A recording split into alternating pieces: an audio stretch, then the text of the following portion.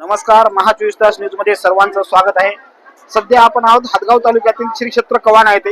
हदगाव तालुक्यातील प्रसिद्ध असलेले देवस्थान श्री क्षेत्र कवाना येथे नंदी महाराज यात्रा भरत असते। ती यात्रा म्हणजे हदगाव तालुक्यातील सर्वात मोठी यात्रा असते। त्यामध्ये गायन स्पर्धा असेल, कबड्डी स्पर्धा असेल, लेझिम स्पर्धा अशा अनेक स्पर्धा असतात। त्यासोबतच महाप्रसादाचं सुद्धा आयोजन करण्यात येते। या यात्रेसाठी तालुक्यातील अनेक खेड्यातून भाविक मोठ्या प्रमाणात येत असतात। आपल्या सोबत स्वतः सरपंच प्रतिनिधी आहेत। दादा, काय संत कवाना येथे संत नंदी महाराजचा इतिहास आहे, काय सांगसाल?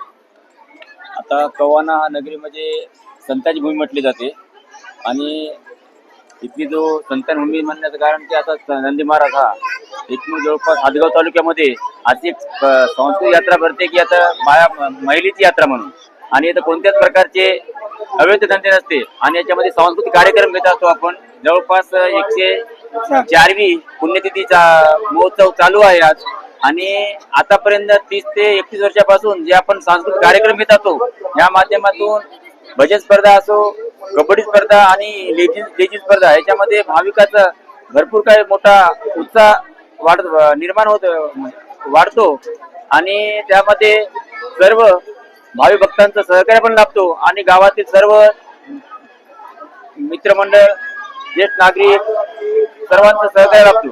आणि आमदार माधवराव पाटील जळगावकर साहेब, माजी आमदार माधवराव पाटील जळगावकर साहेब यांचं जवळपास 20-25 वर्षापासून इथं कबड्डी स्पर्धेचं आयोजन चालू आहे आणि यावर्षी पण खूप मोठ्या थाटामाटामध्ये हे कबड्डीचं आयोजन चालू आहे। आणि येत्या 21 तारखेला 11 वाजता माननीय आमदार माधवराव पाटील जळगावकर साहेब व हिंगोली लोकसभेचे खासदार नागेशजी आष्टीकर साहेब यांचं इथं उद्घाटक म्हणून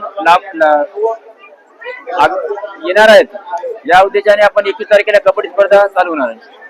एवढं मोठं देवस्थान आहे, काय आपल्या भावना आहेत, काय अपेक्षित आहे आपल्याला देवस्थाना संदर्भात एखाद्या लोकप्रतिनिधीकडून?